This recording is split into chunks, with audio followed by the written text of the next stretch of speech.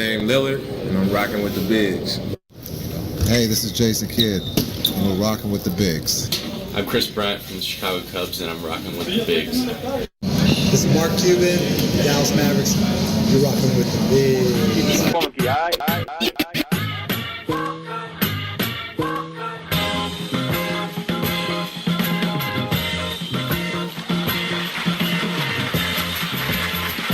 Yeah, this is the West Side, Windy City in the city, empty Phillies, plenty fifths of Remy, pitching pennies on tips with 20s. More than rapper music, in fact it's the truth with avenues with cats jabbing, stacking loot, moving sacks and shoes. Where the people be creeping deep in the evening, peeking out caprices, peeking, but I seen them before they see me leaving. Chevy Regals, Grand Marquises, Vans and Jeeps, Saran sandwich bags, plastic rap gram stashed under the seats. It's getting scandalous on the land, no more hand to hand jabbing. Counsel that they got cameras planted, scanning the streets. Abandoned buildings, not so nice looking, hypes and hookers, pipes would cook up under lights at night. Look up behind they pushes. Old ladies strolling, pushing baby strollers and old Navy overcoats, hopeless. They facing cold cuz over the way. We holding O's or overdoses, posted on the corner for pay. Either dope, doja, yay, nigga.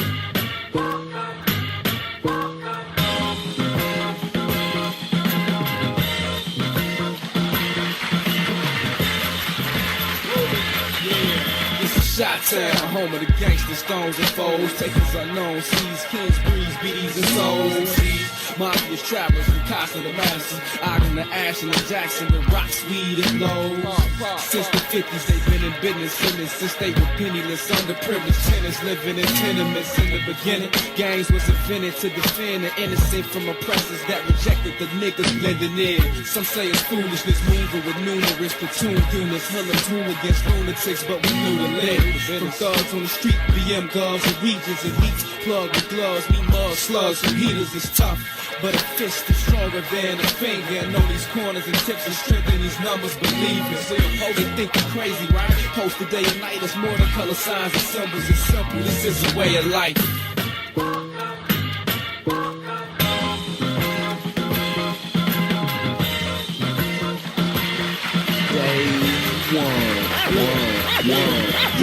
Son, building. Funky, keep it funky, alright?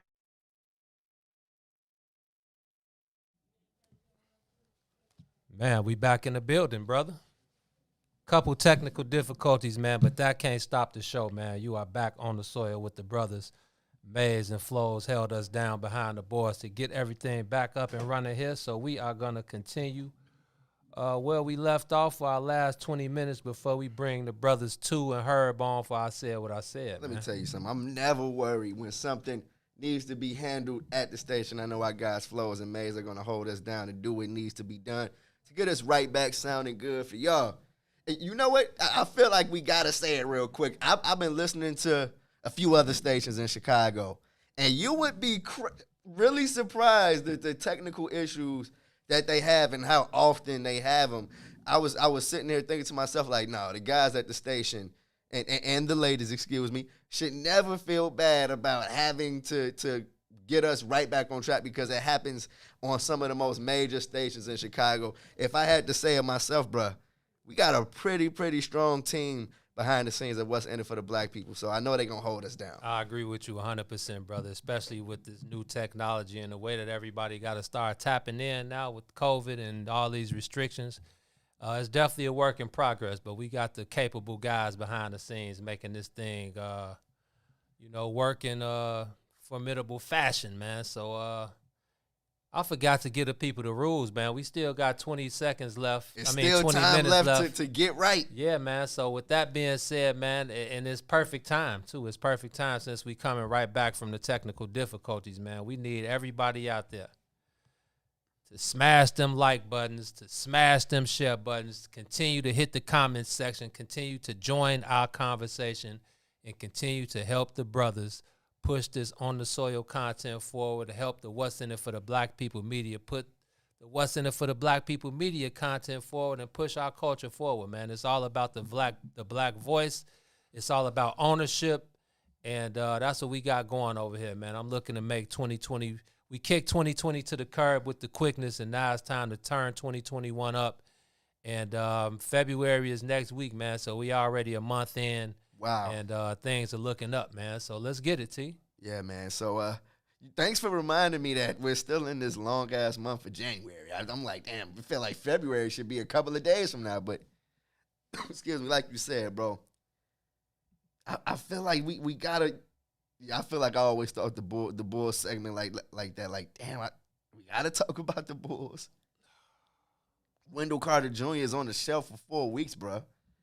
And I don't know. What's new? Yeah, that's something that's familiar when it comes to, I feel like Bulls basketball. You know it's going to be at least one significant injury early on in the season. But I feel like the instant thought I have is, that don't mean that you start Gafford, do you? It's like, Well, who the hell else you gonna start? you gotta get creative, because I think I told you last couple of days, you cannot start Gafford, bruh. At least. Damn, who are you gonna start then? Okay, Luke Cornett, let me think. Felicio. Oh no! I see. Absolutely not. You know I got love for Big Chris. We got yeah. love for Big Chris. Absolutely. But no way.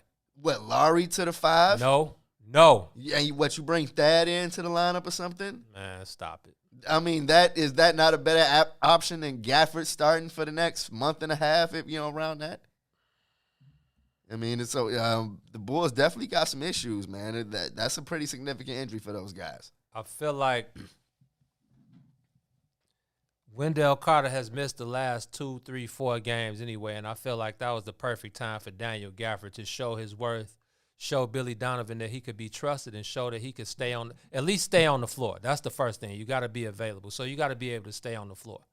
We're not going to even talk about the output on the floor. We're not going to talk about the points, rebounds, and defense, and running the floor and finishing, getting the offensive glass and doing all that. You got to be able to just stay on the floor.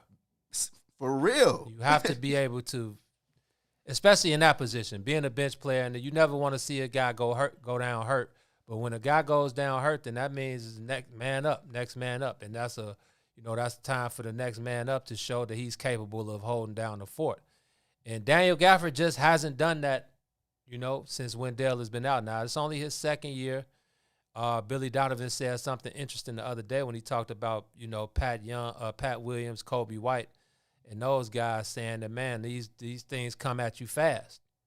And, sometimes you don't have the time to adjust. You're basically learning on the fly. Pat Williams was talking about, hitting the freshman wall. And Billy Donovan was just saying, sometimes it comes earlier, sometimes it comes later. You never know, but it's a guarantee that 95% of rookies are going to hit that rookie wall. And he was like, so we asked Pat Williams the same thing. He was like, man, to be honest, I don't even know half the time. He was like, luckily, it was good. I like Pat Williams because he's honest. He's real honest, and he speaks from his heart. And he was like, man, to be honest, man, I just give all the credit to Thad, and my vets for holding me down, because sometimes I don't even know what's going on. Like, things move so fast. That's a very honest. It was too honest. Yeah, that's it a was very great. honest perspective from the rookie. It was great. And he was just saying, like, as far as Darnell asked him about his diet and being able to eat right and stuff like that. And he was like, well, man, it's cool when you at the crib, when you got like a 4-game home stretch, when you're able to sleep in your own bed for 4 or 5 nights, when you're able to eat home-cooked meals and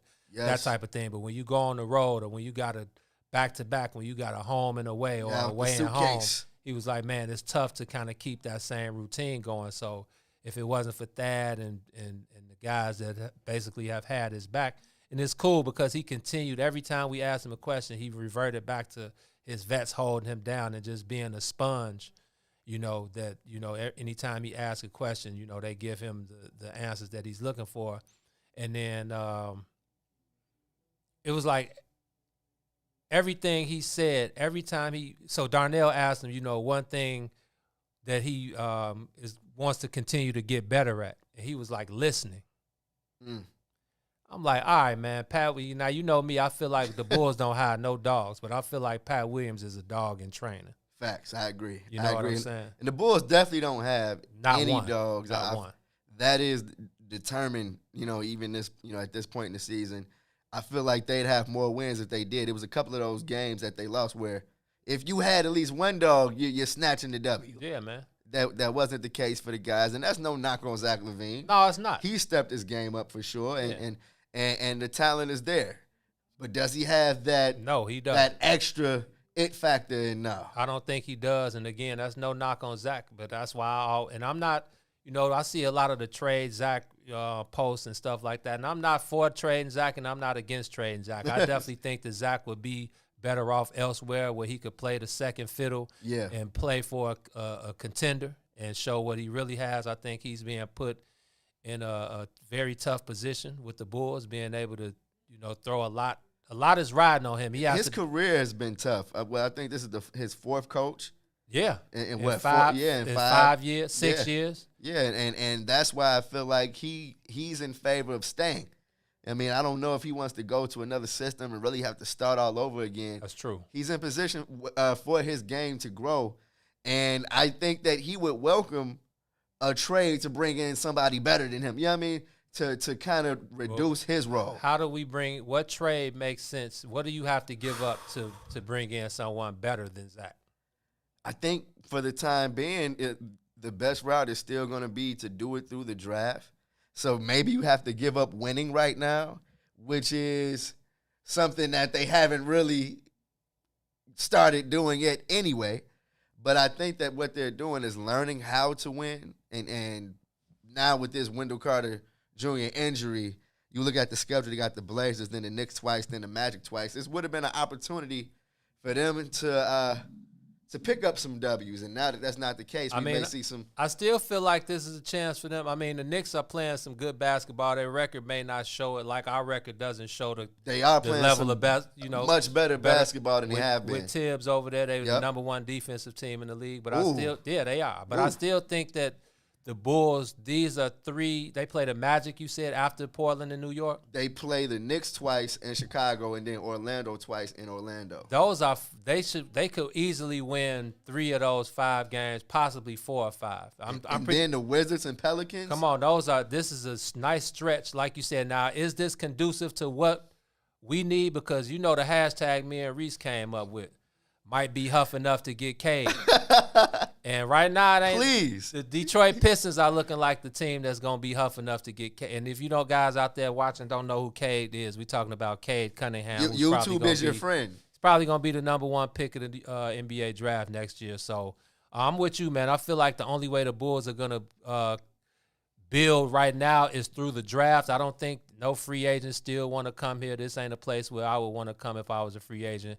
I don't see any trade. They don't have enough firepower. No, to get anybody better than Zach. Exactly. Yeah, but now I do think I'd still go back to the Jalen Brunson thing. I do like Jalen Brunson for. I've paid more attention to that than I care to admit since you've brought that up. Yeah, man. Let Lowry rotate. Get him, trade him. Have you seen the Lonzo ball rumors? That's cool. I mean, I don't mind Lonzo coming in. Lonzo is the point guard.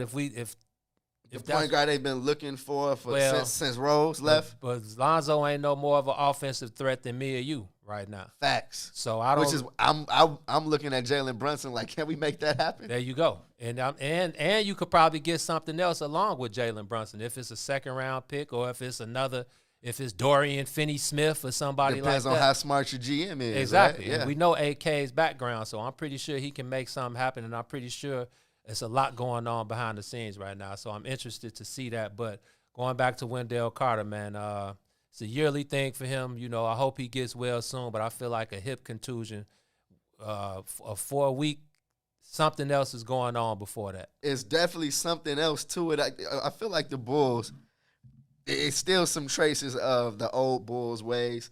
It's like you said, a hip contusion. He misses a couple of games, and then he's out for 4 weeks.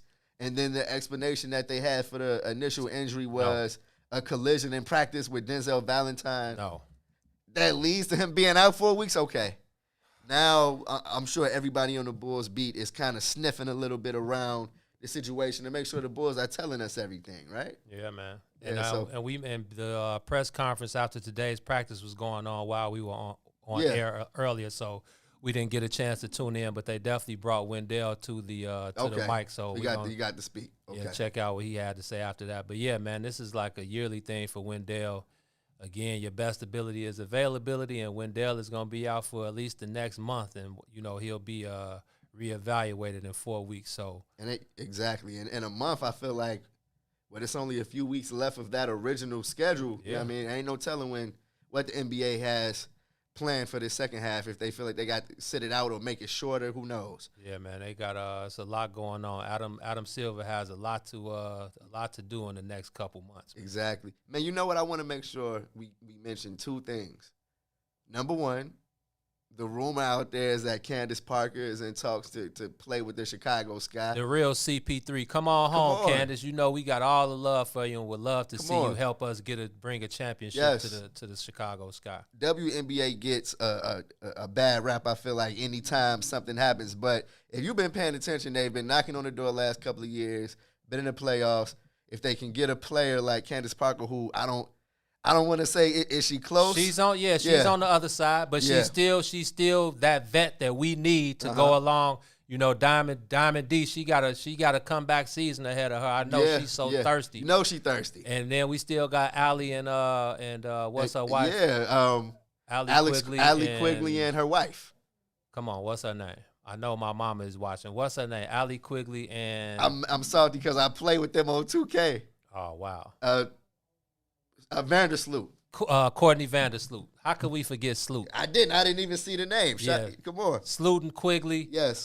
Diamond D coming back. I think Candace Parker in addition, which my mama said 2 weeks ago. She let me know that Candace was a free agent and that she was looking to come. You know my mom Shout was out to moms, yes. the biggest Sky fan. So, yeah, I'm looking forward to that. James Wade with the extension. Yes, sir. He'll be around for a little bit. Yes, sir. Shout out to Coach Wade, man. I'm definitely feeling that. Yes, sir. Hey, the last thing I want to make sure I mention. Oh, yeah. Sekou Smith, man. All day long. Got the news yesterday on Twitter that he passed away from COVID complications. And on the day that Kobe passed away a year ago, man, and it's just like, I know a lot of folks in the industry didn't want to hear that. You know, first of all, tired of hearing about everybody that's going through what they're going through with COVID. But Sekou Smith is one of the first guys I met the very first year I got into the Bulls beat. And, of course, it was one of those things where he just said what's up to me because who is this young black? All day. You know what I mean? So it's all – and this is back when he was a bigger dude. Okay. You know what I mean? So I guess my first memory of him doing this thing was those first early days with NBA TV and his involvement with that. So, yeah, man, I know the industry is feeling it. I just want to make sure we show some love. All day, man. And don't forget, remember we were on that panel with him, C4, oh, wow. SD. Remember we had that talk? We did that talk on I think C4 SD was at WGN. Yeah, was he at WGN? Back when he was at WGN. Yeah, we did that panel. Me, you, bro, him, I forgot about C4. What's my boy? Damn, I'm salty. Come on, man. C4.